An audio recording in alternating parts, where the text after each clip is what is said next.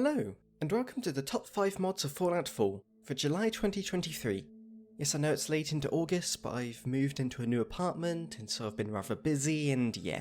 But anyway, it's a usual mix of the highest rated mods and some personal favourites, and they're in no particular order, and let's begin.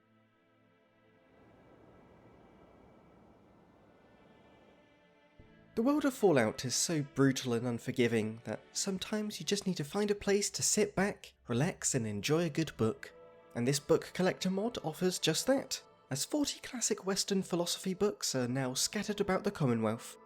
When you find one, you'll get a little summary of it, but if you read the book in your inventory, you can actually read a little hand-picked portion of the real thing.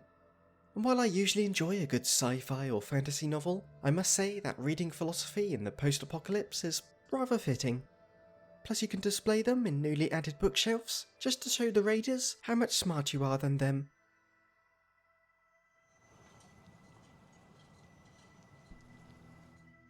I've been staring at the team recreating New Vegas in Fallout 4 for many years at this point, and every now and then they treat us with a screenshot or a new mod.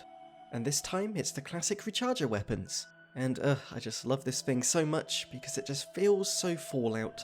Like yes, the modern weapons look cool and all, but you can't beat this retro sci-fi aesthetic. These incredibly modelled weapons will spawn on vendors, gunners and Brotherhood of Steel members, all coming with great new sounds and animations.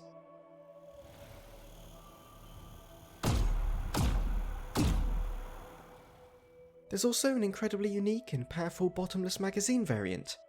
And of course it comes with all the customization we've come to expect with quality weapon mods. So yeah, just incredibly detailed and lore friendly, and really no reason not to use it.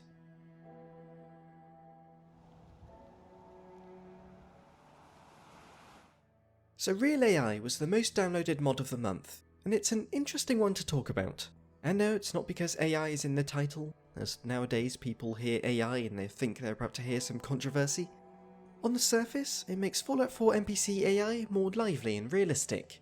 By default, it's definitely one of the weaker parts of the game, as enemies tend to awkwardly stand in the open and have no real sense of tactics. And so this mod shakes things up, where now enemies will do stuff like flank you and aggressively push forward when you're hiding behind cover. I noticed the change right away crossing this bridge here in Boston City, as usually these raiders permanently stay on this boat here, but now they were actually swarming the bridge to defend their home. It's great stuff. But the reason I said it's interesting to talk about is because I think a lot of people are downloading this mod without realising how much of an impact it really has. Like if you see a mod offering more interesting AI, then of course you'd add it to your load order, but it will make things incredibly difficult. Enemies are often dumbed down on purpose because a lot of people don't enjoy being relentlessly pursued and attacked. Like people always say they want realism, but if it was realism, you'd be sniped across the map as soon as you entered some open area.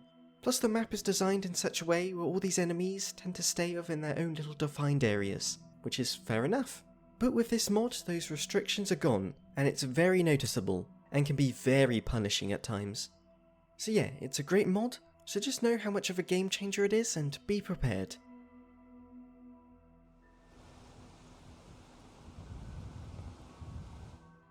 I love mods that seem small and simple, but truly change the game for the better. And the Rooftops mod is a prime example.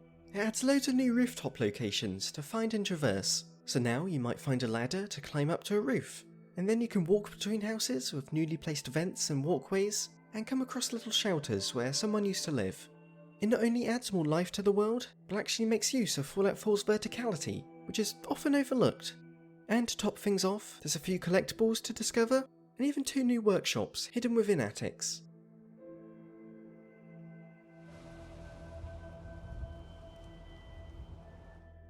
Following on from the last mod, another overlooked aspect of Fallout 4 is melee combat, as it's just fine. Like it gets the job done, but firearms feel way more satisfying to use. Yet this blocking overhaul makes melee feel so much better. By default, when you block at the right time, the enemy will just stumble back with a little screen shake. But with this mod, the effect a block has depends on the size of the enemy. So say you block a super mutant, you'll still be staggered and take a good amount of damage from the hit, as well as a loss to your stamina. As, you know, deflecting a blow from this monstrosity would still knock the wind out of you. And this effect is made even worse if you try to deflect anything bigger. and blocking just straight up won't work against giant creatures, like deathclaws and behemoths. Although at the very least, these effects do work both ways, so an enemy who blocks your attack will still get the side effects. But still, it's very much a mod which nerfs melee, yet I think it makes it way more interesting and satisfying to use.